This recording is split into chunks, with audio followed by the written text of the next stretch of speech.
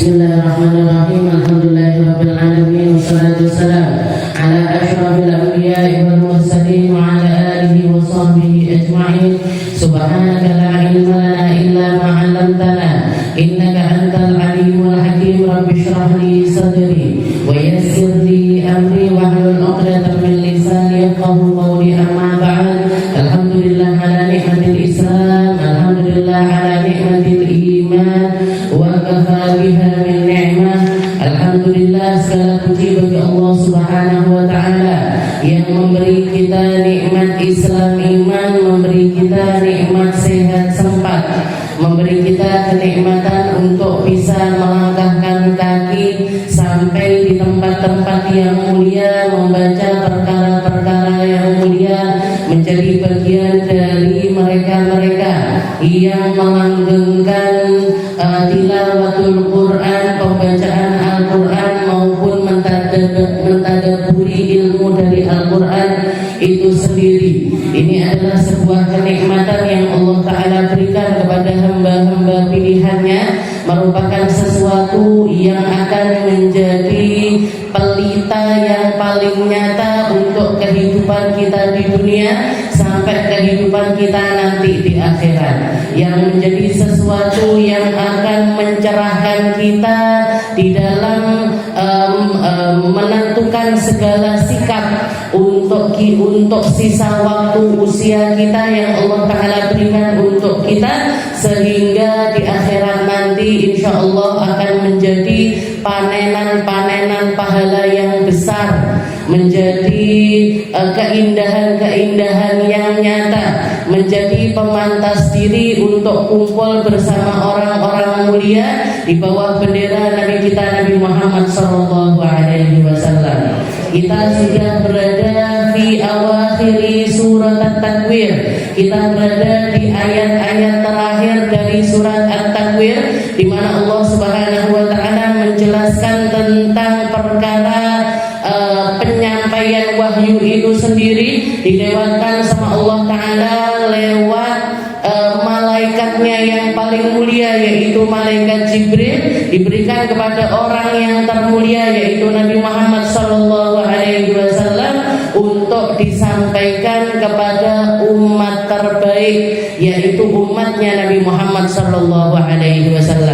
Minggu yang lalu kita juga belajar bahwasanya Allah Ta'ala ketika ingin memberikan wahyu kepada para nabinya, kepada para rasulnya, Allah Ta'ala kadangkala memberikannya secara langsung, kadangkala memberikannya lewat isyarat-isyarat mimpi. Paling seringnya dilewatkan Rasulur Rabbil Alamin, dilewatkan lewat perantara malaikat Jibril.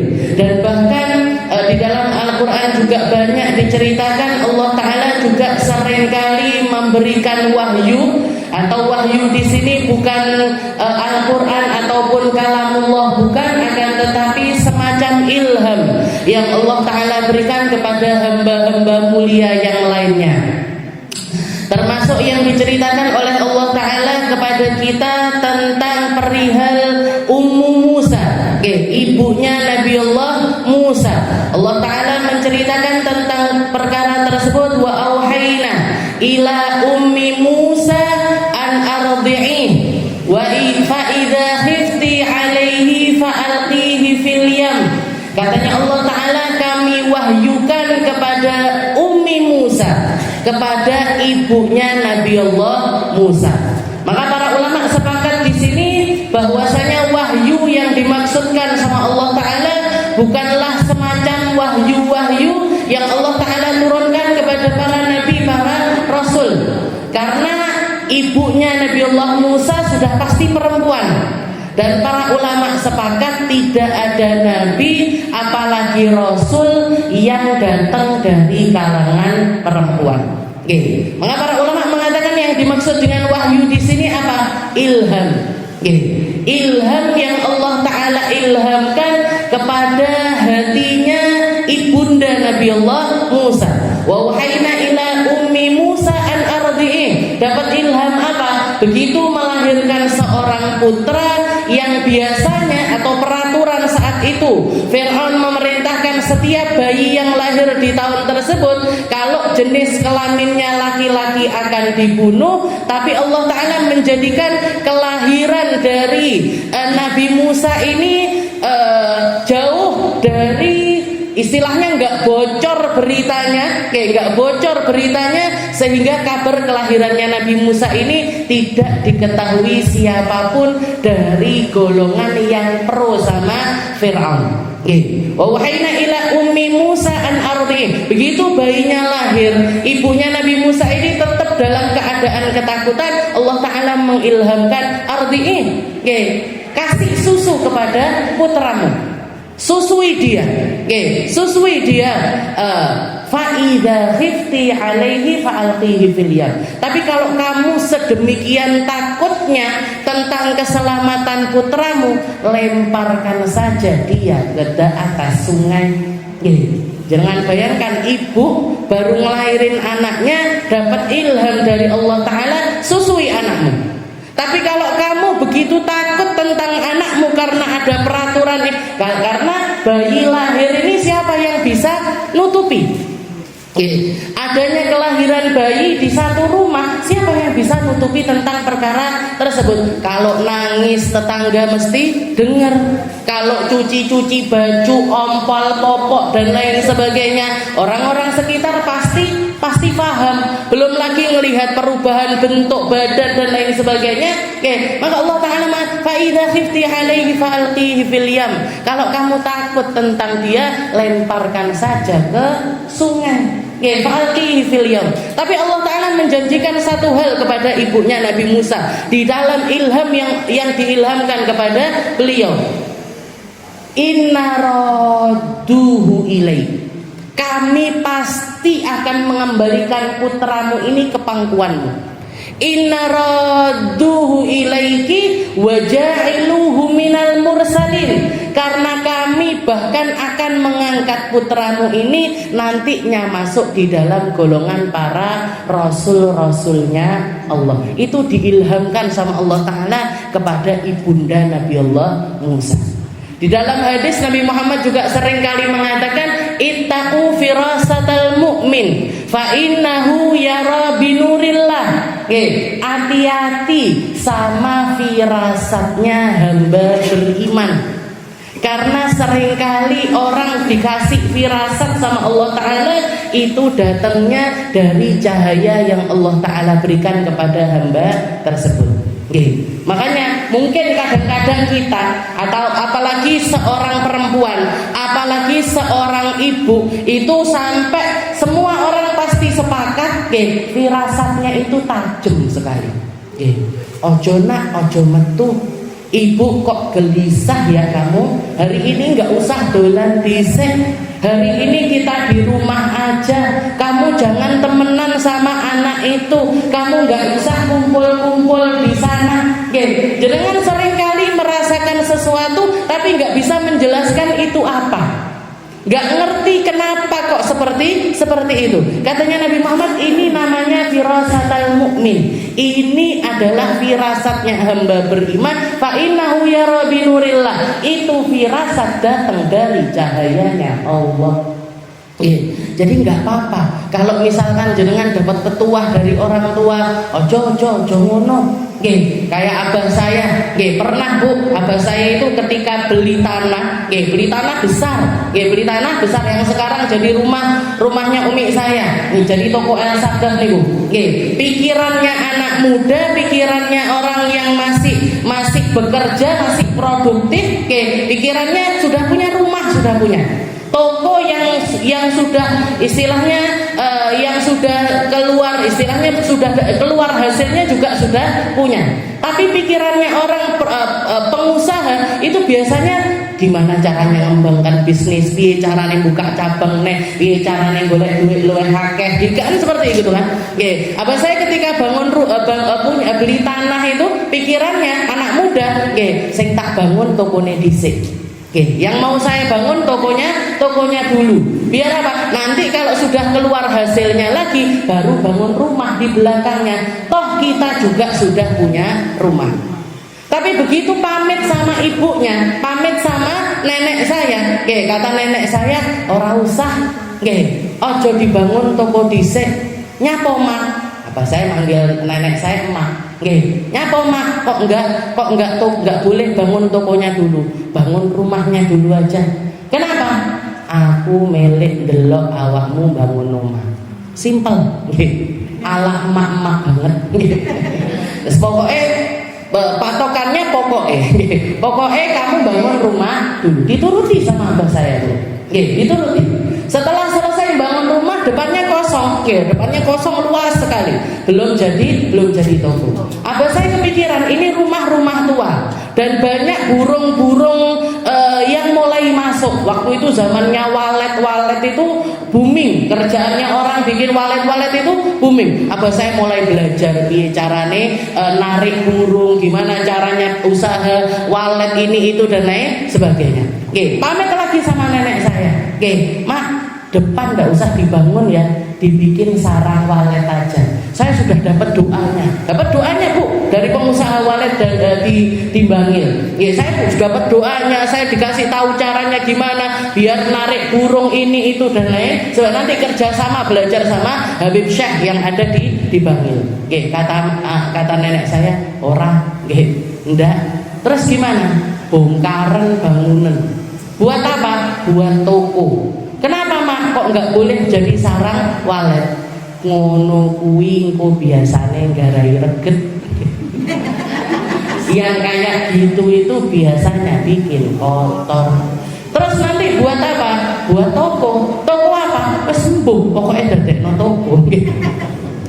Setelah jadi toko berjalan bertahun-tahun, abah saya baru mikir, Bu.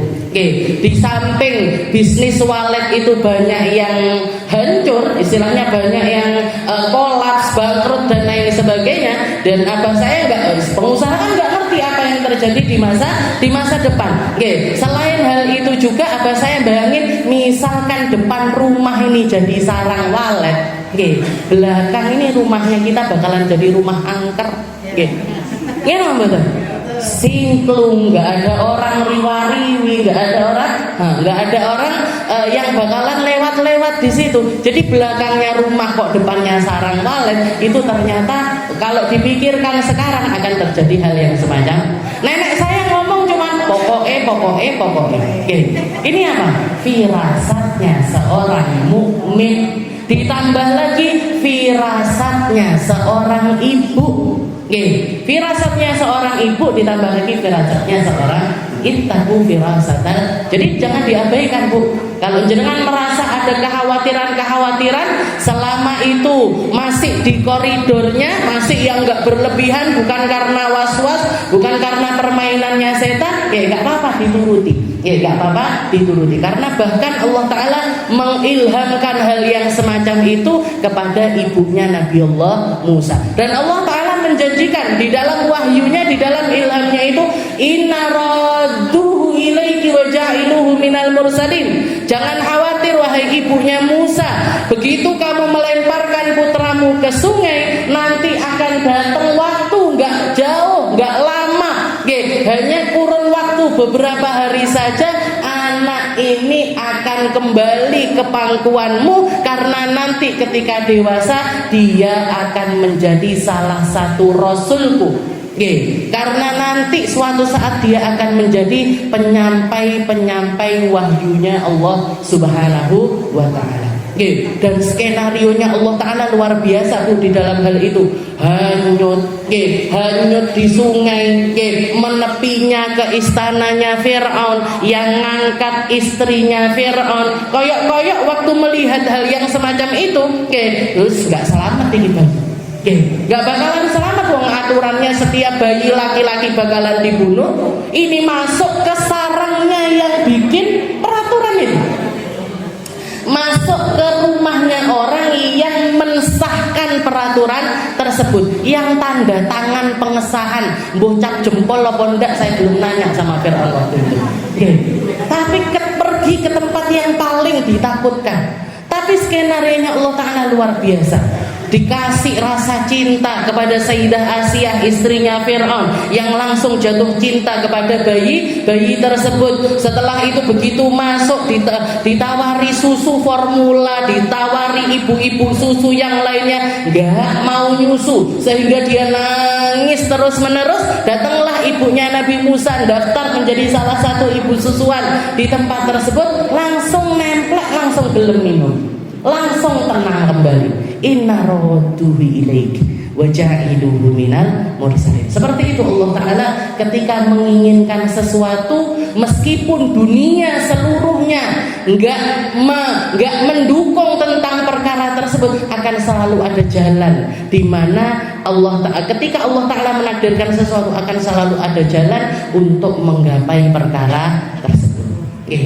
Nah, dikatakan di sini ya, kita sampai kepada firman Allah Ta'ala yang mengatakan innahu laqaulu rasulin karim dzi quwwatin 'inda dzil 'arsy makin muta'in thamma amin wa ma sahibukum bimajnun wa laqad ra'ahu bil ufuqil mubin wa ma huwa 'alal ghaibi bidhanin wa ma huwa biqauli syaitanir rajim fa aina tadhhabun in huwa illa dzikrun lil 'alamin liman syaa'a minkum ay yastaqim wa ma tasyauna illa ayyasha Allahu rabbul alamin. Setelah Allah Ta'ala mengesahkan atau memberikan pernyataan innahu laqaulu rasulin karim, ini firman-firmanku, ayat-ayatku adalah ayat-ayat yang aku berikan kepada Muhammad, kepada Nabi Muhammad SAW lewat perantara seorang rasul, lewat perantara makhluknya Allah Ta'ala yang termulia di atas langit sana, yaitu malaikat Jibril. Innahu laqaulu rasulin karim dzi quwwatin, memiliki kekuatan yang nyata,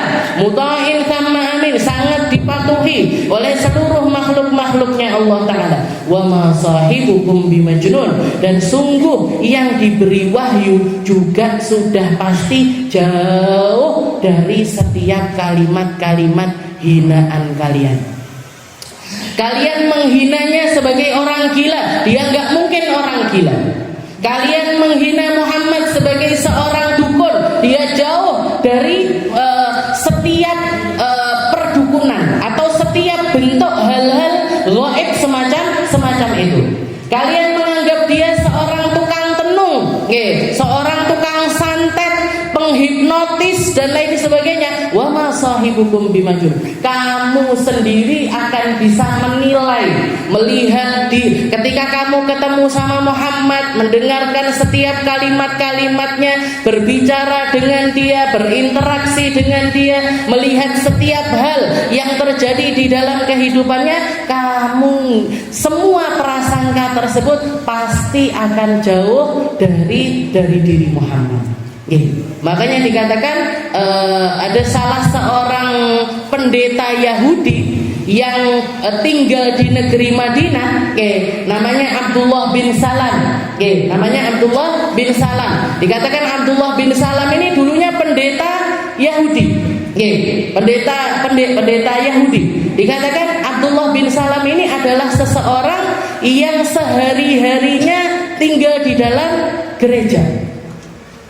Dia menjadikan sepertiga waktunya untuk ibadah, sepertiga waktunya lagi untuk khidmah umat, sepertiga waktunya lagi untuk mempelajari Alkitab. Jadi pendeta yang gak sembarang pendeta yang memang benar-benar mendedikasikan dirinya untuk Tuhan. Hidupnya di dalam gereja, sepertiga waktunya untuk ibadah, sepertiga waktunya untuk khidmah umat. Jadi berinteraksi sama orang-orang Yahudi yang lainnya, sepertiga waktunya lagi untuk mempelajari kitab Taurat, Zabur dan juga Injil. Dari situ dia tahu, jadi Abdullah bin Salam ini tahu kriterianya utusan yang terakhir. Sampai dia dengar bahwasanya ada seorang nabi, seorang rasul yang pindah ke negeri Madinah. Abdullah bin Salam ini termasuk salah satu orang yang diam-diam menyambut kedatangannya Nabi Muhammad SAW. Dikatakan dari kejauhan Abdullah bin Salam ini melihat Nabi Muhammad Dan Nabi Muhammad nengok kepada Abdullah bin Salam. Katanya Abdullah bin Salam, wallahi innahu laisa biwajhin kadzab. Sungguh ketika pertama kali aku melihat wajah Nabi Muhammad, yang terbesit di dalam hatinya Abdullah bin Salam, innahu laisa biwajhin kadzab. Ini wajah gak mungkin wajahnya seorang pembohong.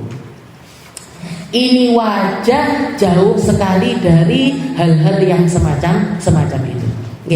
Dan pertama kali yang didengar sama Abdullah bin Salam, petuahnya Nabi Muhammad SAW, katanya Abdullah bin Salam, Nabi Muhammad SAW mengatakan, ayyuhan nas,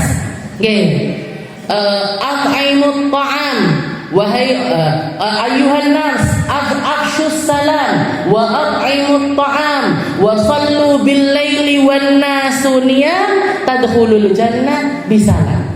Jadi yang pertama kali didengar sama Abdullah bin Salam, Nabi Muhammad mengatakan, wahai orang-orang, sebarkanlah salam. Jadilah orang yang seringkali pertama kali mengucapkan salam kepada orang. Afshus salam wa at'imut ta'am. Jadikanlah bagian hidupmu ini seringkali ngasih makan orang. Jadi jangan jadi orang yang pelit, apalagi tentang makanan. Jangan jadi orang yang berdebat tentang perkara makanan. Salah satu tandanya orang pelit itu, orang bisa dikategorikan jadi orang pelit itu adalah yang nggak suka berbagi makanan. Kenapa? Karena makanan ini adalah sesuatu yang jadi kebutuhan hariannya manusia. Dan insya Allah, istilahnya, insya Allah kita itu setiap harinya rezeki makanan mayoritas manusia mesti dilebihin sama Allah Ta'ala.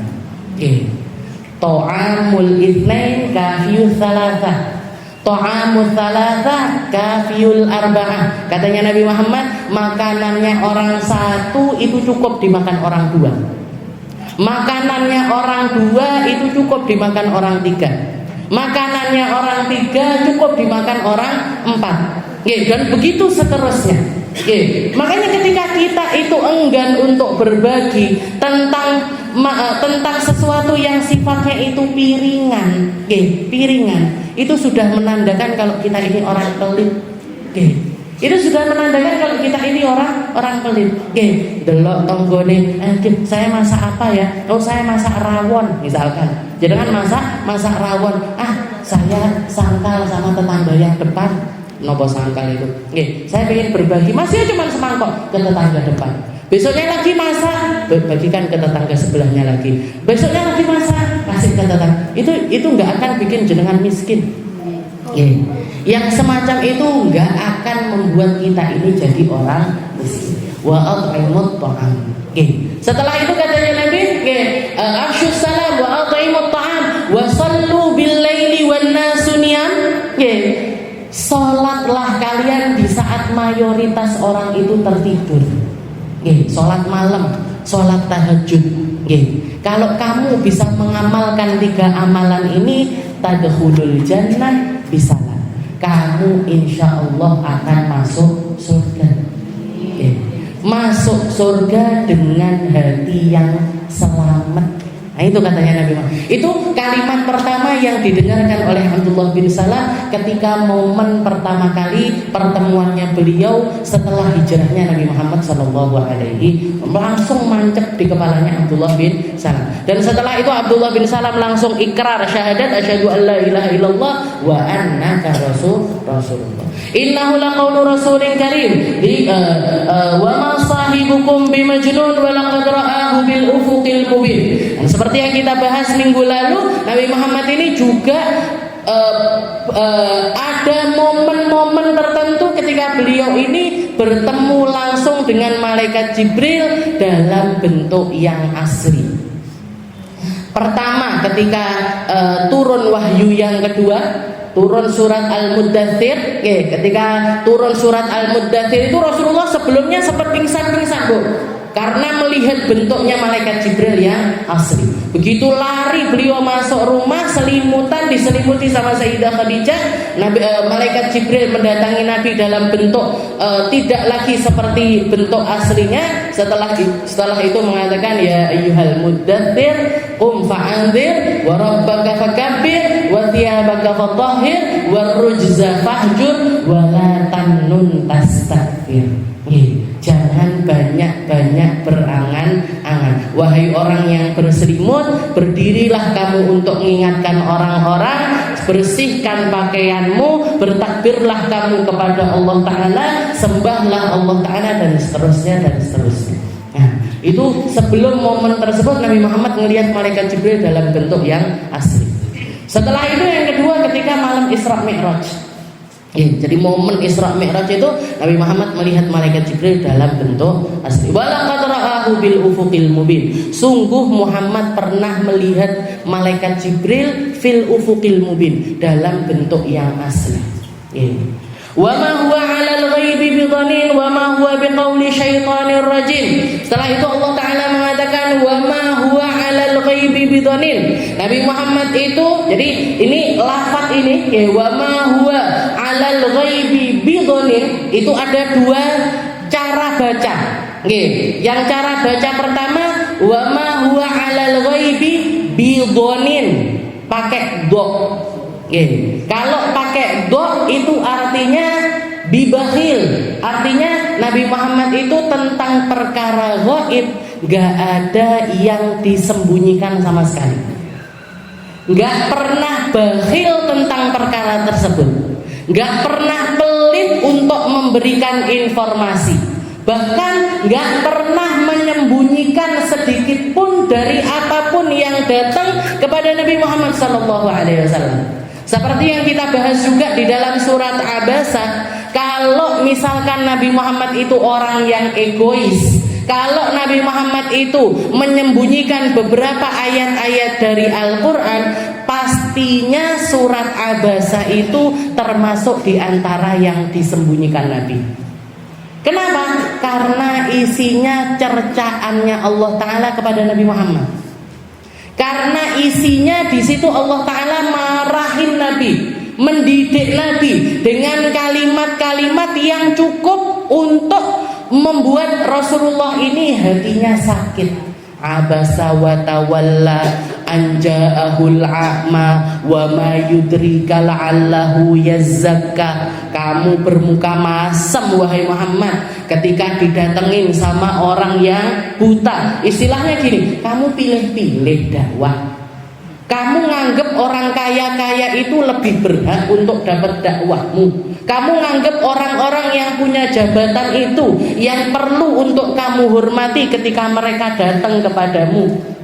Wa ma yudrika la'allahu yazzakka. Apa kamu enggak tahu orang buta ini datang untuk membersihkan dirinya zahir batin. Yang orang kaya-kaya ini, petinggi-petinggi Quraisy ini, kalau Allah Ta'ala enggak berkenan untuk mereka mendapatkan hidayah, rasa itu enggak akan pernah datang ke mereka. Mereka ini orang-orang yang datang dengan hati yang congkak. Mereka datang dengan kesombongan. Mereka datang dengan merasa lebih daripada kamu. Mereka datang dalam keadaan kepalanya menghadap ke atas langit.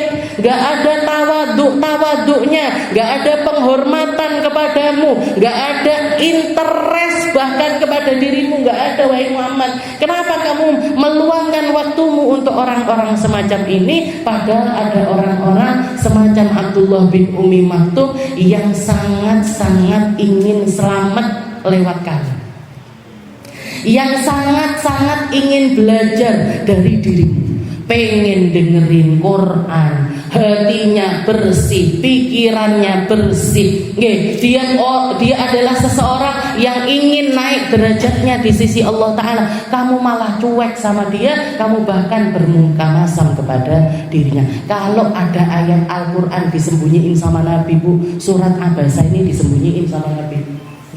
Kenapa? Karena ayat firman Allah Ta'ala itu kalau sudah keluar, ditalkin sama Nabi kepada para sahabat, itu akan menjadi kalimat-kalimat yang selalu digaungkan. para sahabat sholat diwoco, di majelis-majelis dipelajari. Kita semuanya akhirnya tahu. Oh, Rasulullah pun ternyata tahu, Bu, diseneni. Yang nyeneni sinten? Gusti Allah. Kita itu loh diseneni bapak ibu awake dhewe wis kelingane sampai sekarang mungkin. Saya itu pernah, Bu, dimarahin sama ibu saya sampai dilebokne jeding berdua sama kakak saya, dimatikan lampu. Mungkin kelas umur 5 tahun atau apa. Itu sampai sekarang momen itu masih rekamannya ada di sini. Oh iya, biyen. Nakalnya kita. Nah, ini Nabi Muhammad SAW ditegur bukan sama orang tuanya, bukan sama pamannya, bukan sama petinggi Quraisy, tapi yang negur Allah Subhanahu wa taala. Jadi wa ma huwa 'alal ghaibi bidhanin. Jadi kalau kita baca pakai dot, jadi pakai dot yang enggak temennya short, koncone short, ada bayangannya ya, short dot, berarti enggak ada nyanti atas. Nah, itu artinya adalah innahu laisa bibakhil. Nabi Muhammad itu jauh dari kebakhilan tentang perkara-perkara ghaib. Tapi ada yang membaca pakai dzok, temennya tok, temennya apa koncone apa sahabatnya apa dulure. Jadi kalau kita baca pakai dzok, wa ma huwa 'alal ghaibi bidhanin, wa ma huwa 'alal ghaibi bidhanin, maka artinya adalah innahu laisa bimuttahim. Nabi Muhammad itu jauh dari setiap tuduhan-tuduhan yang dituduhkan sama orang-orang yang tidak bertanggung jawab. Mereka nuduh Nabi gila, Nabi Muhammad gak gila. Mereka menuduh Nabi Muhammad ngarang Al-Quran. Nabi Muhammad bahkan gak bisa baca, gak bisa tulis. Seumur hidupnya gak bisa baca, gak bisa tulis. Mereka mengatakan, oh Muhammad ini ngarang syair-syair, ngarang puisi-puisi, ngarang kalimat-kalimat puitis. Allah Ta'ala sendiri yang mendeklarasikan di dalam surat Yasin. Nabi Muhammad itu bahkan untuk istilahnya ngepas nih syair itu beliau bahkan gak pernah bisa. Jadi kalau bikin lagu atau ada karangan lagu, Rasulullah itu nggak bisa mengikuti lirik-liriknya itu secara nyata. Istilahnya orang kita itu kalau dengar lagu itu kan biasanya lebih gampang hafal.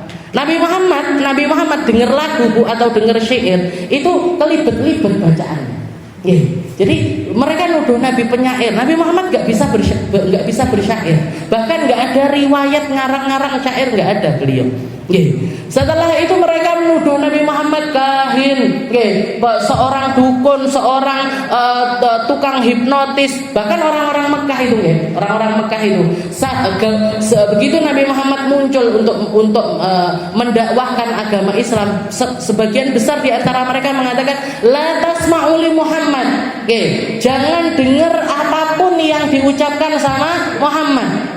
Karena setiap kalimat-kalimat yang keluar dari dia akan istilahnya nanti tahu-tahu akan masuk ke dalam hatimu dan kamu gak akan pernah bisa ngontrol apa yang akan terjadi setelahnya. Orang-orang kafir Quraisy itu sering, Bu, Abu Jahal dan kawan-kawan nih, Bu. Abu Jahal, Abu Sufyan, setelah itu Walid bin Mughirah dan lain sebagainya, Utbah, Syaibah dan lain sebagainya. Itu sering kali mereka itu bikin perjanjian sampai menguatkan diri itu sampai gini. Ayo awake dhewe janji satu sama lain. Apa janjinya?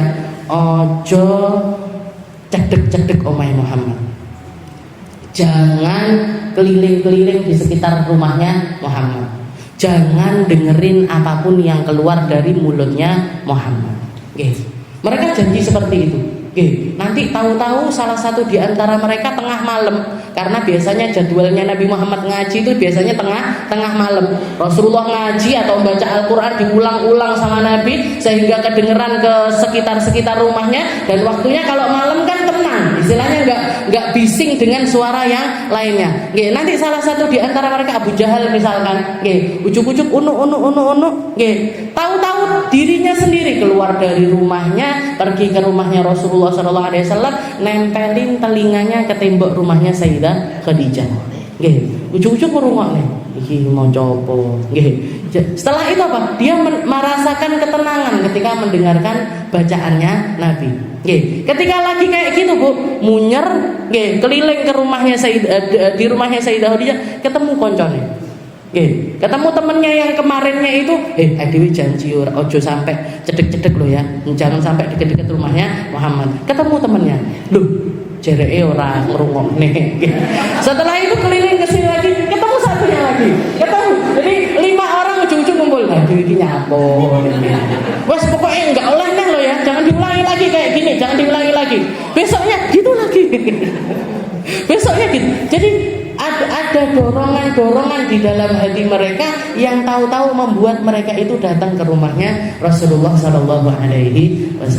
Tapi Bu, sudah seperti itu pun rasa hati mereka, ketertarikan mereka dengan Al-Quran, fahamnya mereka tentang makna-maknanya. Kalau kita baca Al-Quran itu kan banyak nggak fahamnya, gitu. Jangan moco, walaupun saya jelaskan sampai berbusain, walau kontrol nanti jangan ngaji at-takbir, oh ya ini lali, gitu. Jadi tapi orang-orang Arab itu kan bahasanya mereka bahasa Arab. Jadi setiap kali mereka baca, mereka akan langsung paham, maksudnya apa, istilahnya makna yang terkandung di situ apa, dan langsung rasuk di dalam hati. Tidak. Tapi kalau hidayah itu nggak diberikan sama Allah, Bu, nggak dikasih. Sudah sedekat itu mereka dengan iman. Nabi Muhammad di depannya bacakan Al-Quran untuk mereka. Mereka paham bahasanya Al-Quran. Temenan sama Nabi, tapi berhadap-hadapan di perang Badar, saling ngangkat senjata di perang Uhud, saling cemooh di perang Khandaq. Jadi hidayah itu mahal luar biasa. Kita duduk di sini, orang ngerti bahasanya, bukan bahasa kita. Enggak, istilahnya kita baca berapa kali pun enggak paham-paham. Wong dok sama dot itu tadi loh, bener ngelafatine apa ndak awake dhewe kadang-kadang yo keliru-keliru. Tapi kita dapat hidayah Islam, dapat hidayah iman, dapat hidayah untuk mengamalkan Al-Quran. Sujud kita setiap hari sama Allah Ta'ala, zikiran kita setiap hari. Disuruh sama Allah Ta'ala puasa, kita puasa. Disuruh zakat, kita zakat. Kerenteknya kita semuanya pengen berangkat haji, pengen berangkat umroh, pengen ziarah Nabi Muhammad SAW yang bahasanya jauh dari kita, waktunya jauh dari kita. Gak pernah ketemu sama Nabi. Makanya Nabi Muhammad SAW sangat membanggakan umat setelah wafatnya beliau itu. Rasulullah yang paling mengherankan itu orang-orang yang gak pernah dengar tentang aku, gak melihat mukjizatku, bahkan gak ngerti bahasaku, tapi mereka beriman kepada Allah, taat sama Nabi Muhammad SAW. Fama imanun ajabu min hadzal iman. Katanya Nabi, iman mana yang lebih ajaib dibandingkan iman hamba tersebut. Makanya kudu disyukuri. Wa ma huwa 'alal ghaibi bidzalil. Nabi Muhammad itu enggak ada sedikit pun perkara gaib yang disembunyikan. Nabi Muhammad enggak bakhil tentang perkara gaib. Nabi Muhammad juga tidak bisa dituduh atas hal apapun yang dituduhkan sama orang-orang kafir Quraisy. Wa ma huwa biqauli syaitanir rajim. Al-Qur'an ini juga enggak mungkin perkataannya setan, enggak mungkin. Gak mungkin perkataan yang datang dari makhluk yang dilaknat sama Allah Ta'ala. Gak mungkin kalimat yang datang dari makhluk yang menginginkan kesesatan untuk umat manusia. Gak mungkin kalimat-kalimat yang datang dari makhluk yang membuat bapaknya manusia ini keluar dari dalam surga. Wa ma huwa biqauli syaitanir rajim. Katanya Allah Ta'ala gak mungkin bacaan Al-Quran, pahami Al-Quran, mungkin ini perkataannya setan. Mosok setan ngongkon wong sholat, masa setan nyuruh orang untuk ikhlas, masa setan nyuruh orang untuk dekat sama Allah Ta'ala, masa setan nyuruh masa wa ma huwa biqauli syaitanir rajim. Setelah itu Allah Ta'ala mengatakan fa aina tadhhabun. Setelah kamu tahu tentang ini semuanya, setelah kamu memikirkan tentang ini semuanya, setelah kamu paham tentang makna ini semuanya, fa aina tadhhabun. Sekarang kamu mau pergi kemana? Sekarang kamu yang menentukan posisimu untuk berjalan. Sekarang semuanya ada di tanganmu, keputusannya ada di tangan. Fa aina tadhhabun?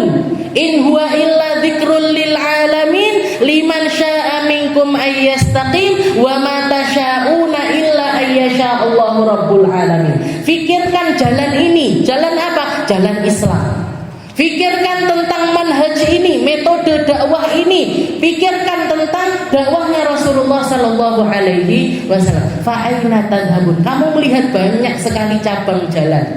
Kamu melihat banyak sekali cara orang hidup. Kamu melihat banyak sekali orang menentukan keputusan-keputusan. Kamu melihat banyak sekali orang menghabiskan waktu di dalam kehidupan mereka. Mana yang lebih baik dibandingkan jalan yang diberikan oleh Allah Ta'ala lewat lisannya Nabi Muhammad sallallahu alaihi wasallam. Kamu tahu jalannya Allah sekarang. Fa aina tadhhabun? Kamu mau lari dari jalan ini? Kamu mau jauh dari jalan ini? Kamu mau gak melewati jalan ini? Fa aina tadhhabun? Kamu mau jalan di belakangnya siapa? Kamu mau hidup macam apa? Kamu mau menghabiskan waktu untuk apa? Kamu tahu semua hal kebaikan yang dibawa Al-Quran, dan silahkan, keputusannya ada di dalam dirimu. Kamu mau jadi orang yang berjalan di jalan yang mana? Fa aina tadhhabun? Kamu mau kemana? Katanya Allah Ta'ala. Ini loh jalannya. Sudah ditunjukkan sama Nabi, sudah dipahamkan sama Nabi. Kalau kita melihat hukum, gak ada hukum yang lebih baik daripada hukumnya Islam. Kalau kita melihat gaya hidup, gak ada gaya hidup yang setenang gaya hidupnya orang Islam. Kamu melihat orang menghabiskan waktu, gak ada seindah-indahnya orang adalah yang menghabiskan waktunya di dalam kebaikan. Kamu melihat ada orang memilih untuk menghabiskan hidupnya di media sosial mereka. Apa yang akan terjadi kepada mereka nanti di dunia, dan apa yang akan terjadi untuk mereka nanti di akhirat. Ada orang yang memilih untuk menghabiskan hidupnya di dalam kemewahan. Lihat aja akhir hidupnya orang-orang semacam itu. Kamu melihat ada orang yang memilih jadi pecandu narkoba, memilih untuk jadi pezina, memilih untuk minum khamar, memilih untuk berjudi, memilih untuk ngomong kotor, memilih untuk merendahkan orang, memilih untuk enggak adil di dalam kehidupannya. Kamu melihat banyak cara orang menghabiskan hidup. Sekarang kamunya gimana? Fa aina tadhhabun? Kamu mau jadi orang bagaimana? Mau jalan di mana? In huwa illa dzikrun lil alamin. Karena Al-Qur'an ini datang fungsinya untuk pengingat. Kalau yang diingetin gak mau ingat, gak akan dapat manfaatnya Al-Qur'an. Al-Qur'an datang pembawa hidayah. Kalau yang dikasih tahu Al-Qur'an gak mau dapat hidayah, gak akan dapat hidayahnya Al-Qur'an. Inna hadzal Qur'an yahdi lillati hiya aqwam. Katanya Allah Ta'ala, Al-Qur'an ini datang untuk membuat orang dapat hidayah menuju jalan yang lebih lurus. Kalau sekarang kita sholat dengan Al-Qur'an, kamu sholatmu akan tambah baik. Kalau sekarang kita berzikir dengan Al-Qur'an, zikirmu akan jadi lebih baik. Kalau sekarang kita pemikir dengan Al-Quran, pemikiranmu akan tambah baik. Kalau kita pengusaha, dengan datangnya Al-Quran, usahamu akan lebih baik.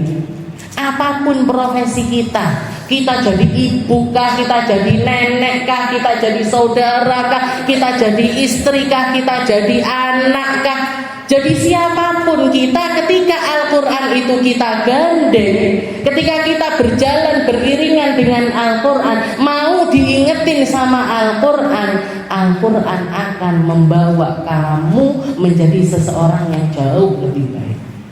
Inna hadzal Quran, Allah Ta'ala yang ngasih nama Al-Quran itu Al-Quran, Bu. Allah Ta'ala yang membuat Al-Quran ini isinya khabarul awwalina wal akhirin. Ada kabar umat terdahulu, ada kabar yang akan terjadi di masa depan, ada hukum bagi siapapun yang nyari hukum, ada obat bagi siapapun yang nyari kesembuhan, ada jalan bagi siapapun yang tersesat. Ada semua solusi dari setiap hal yang kita butuhkan. Fa aina tadhhabun? In huwa illa dzikrul lil alamin. Al-Quran ini sekedar pengingat bagi orang-orang, bagi seluruh alam semesta. In huwa illa dzikrul lil alamin. Tapi untuk siapa? Liman syaa minkum ayyastaqim. Bagi siapapun di antara kalian yang menginginkan istiqomah, yang menginginkan jalan yang lurus. Orang-orang yang tahu tujuannya ke surga lewatnya jalannya Al-Quran. Orang yang paham yang dituju Allah Ta'ala make hidayahnya Al-Quran. Liman syaa minkum ayyastaqim. Dikatakan ketika ayat ini turun, ketika Nabi Muhammad membacakan ayat sampai kepada liman syaa minkum ayyastaqim, bagi siapa Al-Quran in huwa illa dzikrul lil alamin liman syaa minkum ayyastaqim. Sungguh Al-Quran ini pengingat bagi seluruh alam semesta, bagi mereka-mereka yang menginginkan istiqomah, yang menginginkan jalan yang lurus. Abu Jahal menjawab Nabi Muhammad, kalau kita nggak pengen gimana? Liman syaa minkum ayyastaqim. Bagi siapapun yang menginginkan, katanya Abu Jahal, kami nggak pengen. Kami nggak pengen untuk jalan lurus. Kami nggak pengen surga yang kamu tawarkan. Kami nggak pengen apa yang kamu, istilahnya setiap kabar-kabar yang kamu utarakan. Kami nggak pengen kamu nawarkan pahala. Kami nggak pengen pahala. Kamu nawarkan surga. Kami nggak pengen surga. Kamu nawarkan kemuliaan. Kami nggak pengen kemuliaan. Kamu nawarkan keagungan. Kami nggak menginginkan. Jadi dengan sombongnya dia mengatakan, kalau kami nggak pengen gimana? Dijawab sama Allah Ta'ala, wa ma tasyauna illa ayyasha Allahu rabbul alamin. Ketahuilah, setiap keinginan yang datang di dalam diri kalian itu semuanya datang dari Allah. Kamu nggak pengen, Allah Ta'ala lebih nggak pengen. Kamu nggak mau, Allah Ta'ala lebih nggak mau. Makanya di dalam ayat yang lain Allah Ta'ala mengatakan, ketika orang itu berzikir, ketika orang itu dapat hidayah untuk berzikir, itu menandakan kalau Allah Ta'ala pengen mengingat hamba tersebut. Kita dikasih hidayah sama Allah Ta'ala untuk sholat. Sebelum kita dikasih hidayah sholat, itu menunjukkan Allah Ta'ala pengen kita untuk sholat. Kalau sampai kita nggak dikasih sholat sama Allah Ta'ala, berarti apa? Berarti Allah Ta'ala lebih nggak pengen kita untuk sholat. Wa ma tasyauna illa ayyasha Allah Rabbul alamin. Ketika kamu punya keinginan, menginginkan sesuatu, itu bukan cuma semata-mata datang dari dirimu, tapi semuanya permulaannya juga datang dari Allah. Jadi ketika kita dihadirkan di tempat baik, Bu, itu tandanya Allah Ta'ala pengen kita baik. Tanda, makanya ada syariat di mana ketika para sahabat nanya, ada banyak orang bertanya, semua takdir sudah ditakdirkan. Yang masuk surga bakalan masuk surga, yang masuk neraka bakalan masuk ke neraka. Terus famadzalana lil amal, famadzalana walil amal. Terus apa fungsinya beramal kalau semuanya sudah ditentukan sama Allah? Jawaban ini sudah dijawab sama Nabi Muhammad SAW 1400 tahun yang lalu.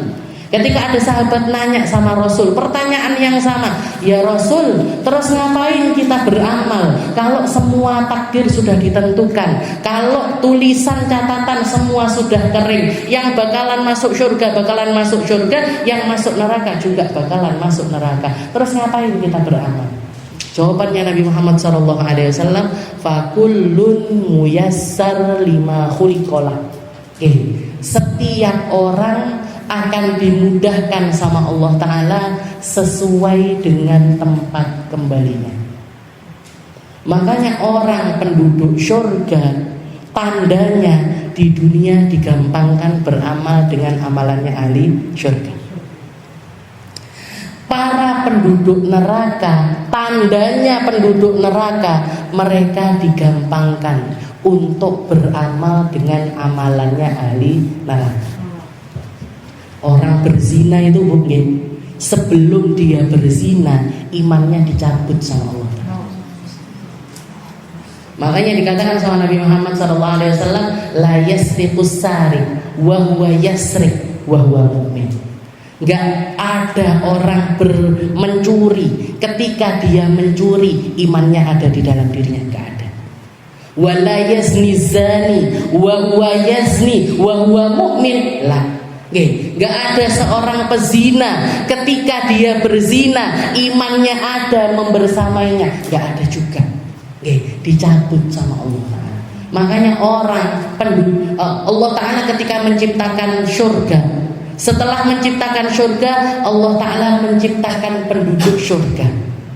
Setelah Allah Ta'ala menciptakan penduduk surga, Allah Ta'ala menciptakan amalan-amalan yang menandakan kalau orang ini penduduk surga. Diciptakan sholat, diciptakan puasa, diciptakan zakat, diciptakan munajat, diciptakan zikir, diciptakan sholawat dan lain sebagainya. Sebagai apa? Sebagai amalan yang menunjukkan mereka kalau mereka ini penduduk surga. Begitu juga dengan neraka. Allah Ta'ala menciptakan neraka, setelah itu menciptakan penduduk neraka, setelah itu menciptakan amalan-amalan yang membuat mereka masuk neraka. Makanya jawabannya Nabi simpel, fakullun muyassarun lima khuliqalah. Setiap hamba, setiap orang akan digampangkan kepada apa yang pada akhirnya dia tempati. Dia mau dia ditakdirkan sama Allah Ta'ala jadi penduduk surga, tandanya apa? Digampangin untuk ngamalin amalnya ahli surga. Orang penduduk neraka digampangkan.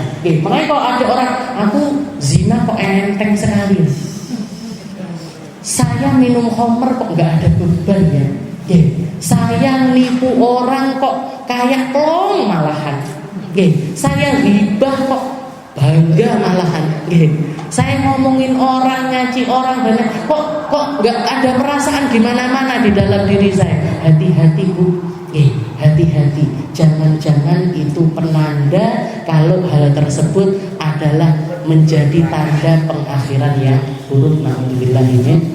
Jadi ketika Abu Jahal mengatakan kalau kita nggak pengen gimana?